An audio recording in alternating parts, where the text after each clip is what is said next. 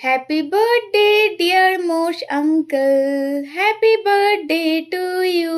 So hello everyone, আজ ছিল আমার কাকার 37তম জন্মদিন, যেটা আমি একদমই ভুলে গেছিলাম। আসলে দুদিন একটু চাপে ছিলাম আর মন মেজাজও না খুব একটা ভালো ছিল না, যার ফলে কাকার বার্থডেটাই মাথা থেকে বেরিয়ে গেছিল। কিন্তু কাকার একটা ফ্রেন্ড এসে কাকাকে বার্থডে উইশ করাতে তখন আমাদের বার্থডের কথা মনে পড়ে, আর কাকি সন্ধ্যেবেলার মধ্যে বার্থডে সবকিছু অ্যারেঞ্জ করে দেয়। আর এখানে কাকি কাকাকে এই হোয়াইট কালারের টি শার্টটা গিফট করেছিল। আর তারপর আমরা কেক, মোমবাতি, ফুল, বেলুন এইসব নিয়ে এসে সাজিয়ে ছোট্ট করে কাকার বার্থডেটা সেলিব্রেট করি।